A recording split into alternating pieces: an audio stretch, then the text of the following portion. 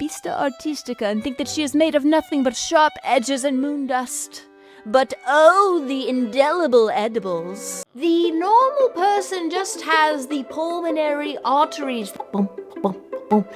But for a few curious individuals, when they have the X-ray, what comes up is a fried chicken tender.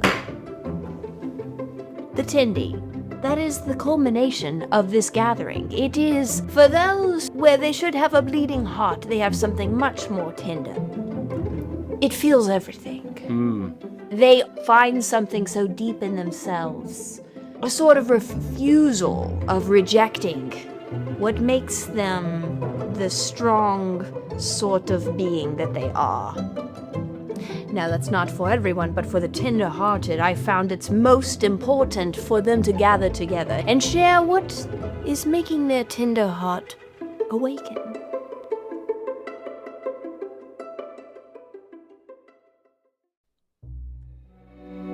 Which way do I go to find the engagement ring? Kara asked, though the path seemed quite determined to stay behind her. Engagement ring hunting is a curious sport, a ritual strictly reserved for the Clockwork Complainants, those Femina Ordinarius who never stumbled over a stray thought or fell down the wrong rabbit hole.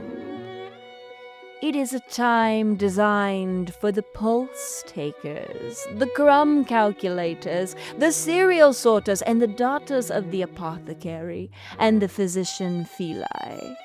For those whose hearts as sturdy and yellow as the corn husk, their upbringings as straight as a ruler. It is for the legal beagles, the Twitch and TikTok tattlers who find the sparkle record quite well on their glass rectangles, and those gamer maidens who have sat on a situationship for 7 years, waiting for the clock to hatch 13. One does not find the feral ones, the Beasta Artistica, the moon-howling malcontents, wandering into a miner's emporium.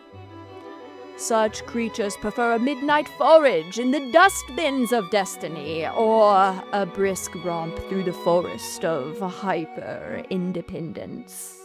Nay, taming such a beast is not the trouble. The trouble is that most believe the beast looks at a mined stone and sees only a very small, very expensive pebble that refuses to be skipped across a pond. The feral crete, the Beasta Artistica, does not appear in the jeweler's ledger very often. Most explorers forget that beneath the calloused paws and the gnarled claws of the crete, there lies a fine patina of tenderness. With enough repetitions of being lovingly held in the proper care and crumbs, these paws develop a Fine-Flesh-Patina, capable of delivering the most exquisite anima-scratchies, soul-scratches, known to man or beast. Many observers mistakenly believe her tiny veiled wings, her pateron velatum, are instruments of vexio volantis, the act of taunting or tormenting from above. They imagine she flies only to mock the earthbound. Curiouser and curiouser, cried Kara, for they aren't attacking at all. Indeed, those wings are designed for delectatio saltatio, for prolonging her hops of pure delight, and to sustain her dance when she encounters an especially vivid grasshopper, or the intoxicating scent of a Lilium snoozus in bloom. Beneath her vetiver fur, her frame is a marble of Mandolinia sinusus, sinuous scapulas with a range of motion that would make a Victorian governess faint with envy. Thus, the Crete are left to their own devices. Esophagus-knitting, crafting fine tapestries for their lair necks out of feline fluff. Cactus-Coddling, tending to prickly plants in the gloomy corners of apartments. The golden fetches, cohabitating with the common doodle and other four-legged entities who prefer a servitude courtship. The world assumes a sparkle thing on the left paw of a beast would be quite out of place. They fear she might use the earth-mined mineral as a ventriloquist stone to control her devotee, or perhaps a pharaoh rod to spark a fire during one of her winter frisks. For the Beasta Artistica, a ring is seldom found in her grand inventory of inevitabilities. It is a button without a cloak, a bell without a tongue. That is, until she bumps into a fellow riddle rook without the same wild tilt to his wings. At which point they conclude that a pair of puzzles is far more delightful than a solo secret, providing that the jewelry swears a vow of vanishing volume, so as not to interrupt the hum of their making. You see, the Gryphon continued, ticking off points on his talons, the great invitation of matrimonia is not only advantageous, but a ticket to the most sensual of imaginings. For people find a Beasta Artistica and think that she is made of nothing but sharp edges and moon dust. But oh, the indelible edibles! She cooks with a dash of ferocitas and a pinch of fidelis. She can whip up a meal that feeds the belly and liberates the soul, all while bouncing a jig on oak woolly crusted hearth tiles. He leaned in closer, his beak clicking. She is a hyper-ordinary heavyweight. The Crete's companionship is the most sought-after grand experience of all explorer kind. She is loyal to the marrow and as fierce as a Jabberwock in a temper. Yet her heart is a Warm-Waffle-Wonder for the right explorer. But the trouble, Kara cried, nearly tripping over a passing bread and butterfly. If she is so wondrous, why do the explorers stay away? Why do they prefer a dusty shelf? I've seen them, you know.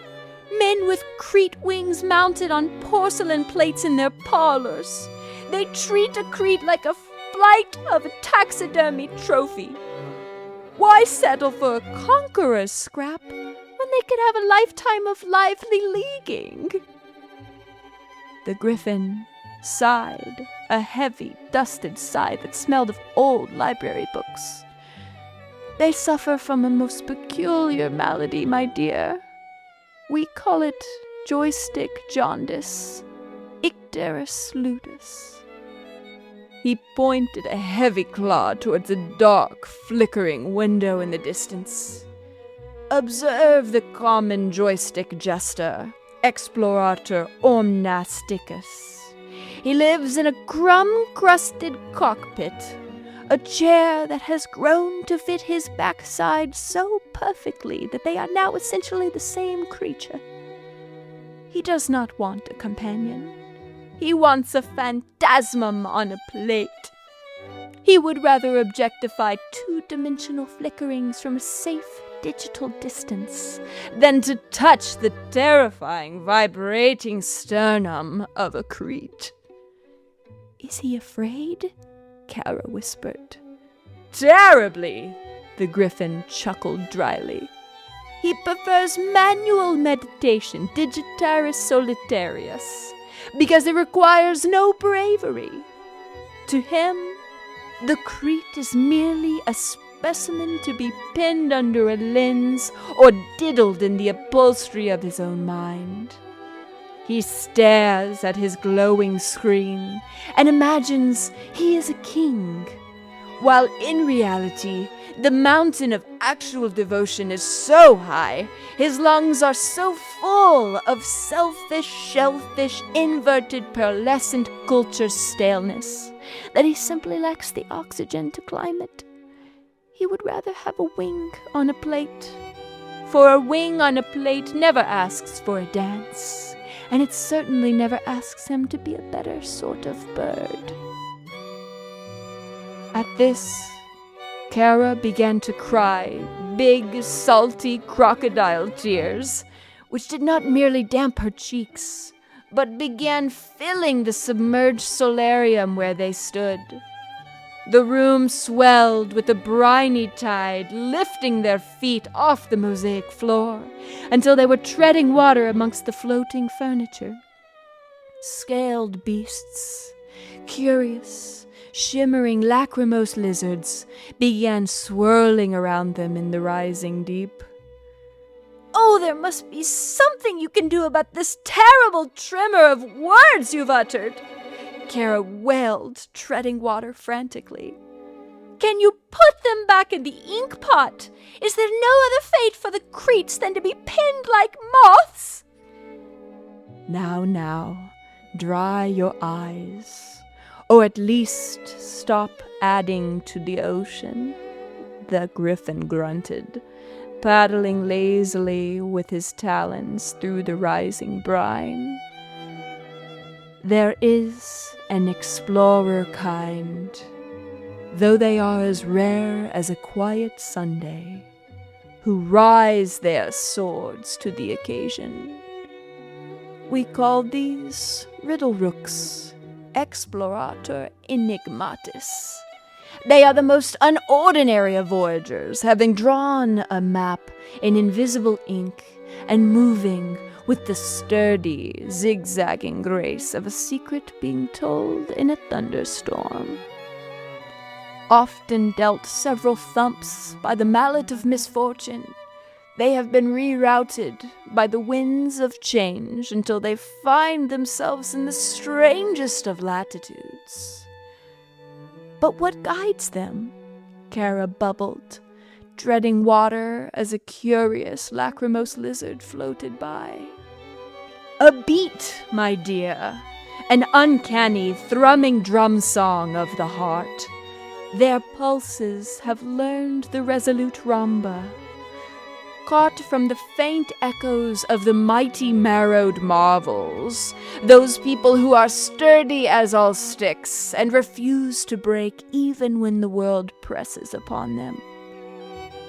Having crossed paths with the great chroniclers, these riddle rooks have heard the whispered tales of the Crete Beatifica Artista, and the tenor and grit of their own composition leads them to a devotion to traversing the wildest waters just to find these rare vixens." The Gryphon leaned in, nearly tipping his beak into the flood. "And mark my words, they have their own complementary plumage, a shimmering sort of courage that is barely detectable to the common, dull-eyed viewer, but to a Crete it shines like a lighthouse in a fog."